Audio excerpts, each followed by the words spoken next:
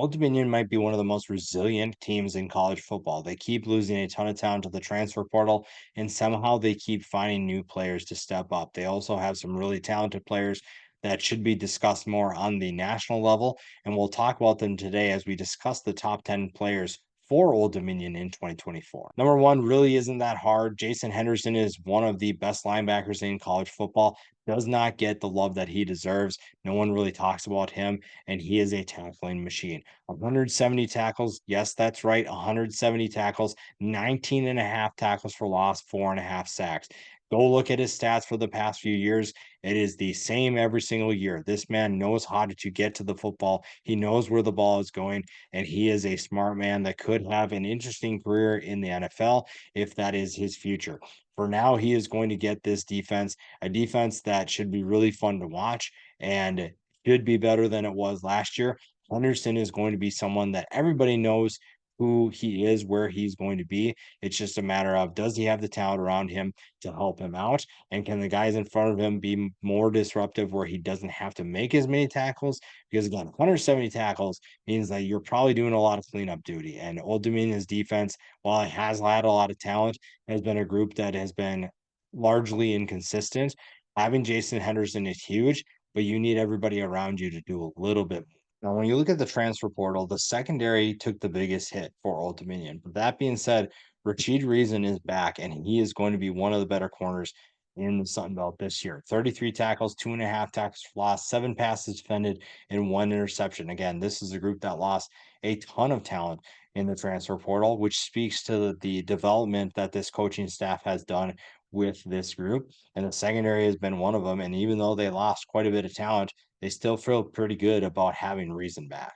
Flipping to the offensive side of the ball, this is where Ricky Ronnie is going to have the biggest impact. And the passing attack should be much better than it was last year. Kelby Williams comes back, 26 catches, 451 yards. That's good for 17.3 yards per catch and 2 touchdowns. If you want explosive plays, you need explosive players. And Kelby Williams is one of those guys that's going to play a role in that. And again, this is a team that offensively wasn't really that great last year, but they have plenty of talent to make that better in 2024. We talked about the defense's need to be better around Jason Henderson, and guys like Denzel Lowry play a big role in that. 46 tackles, 5 tackles for loss, 3 sacks.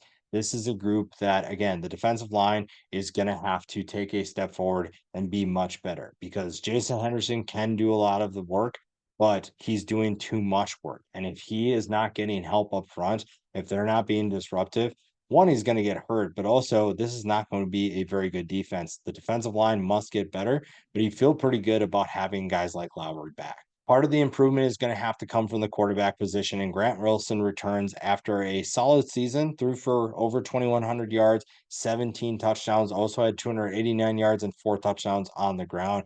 They'll have to keep Emmett Moorhead out of the starting role, but I think that was a good addition from Boston College. That was a solid addition for Ronnie and that group. So again, this offense should be better because Wilson returns. And if he can find a way to complete more passes, you're feeling pretty good about what this Old Dominion offense can do. A guy that's going to have a big role this year is Mario Thompson. Everybody knows Jason Henderson, and we had a number of 100 tackle players for Old Dominion. Maybe Mario Thompson is going to be that next guy. 42 tackles, 5.5 tackles for loss, 2 sacks. He is someone that this defense is going to rely upon more because of certain players departing. And again, if Henderson does less work, it's because guys like Thompson are doing more. Another explosive weapon for this passing attack is Dominic Dutton. 9 catches, 201 yards, 22.3 yards per catch, and 4 touchdowns. So 4 of his 9 receptions went for touchdowns.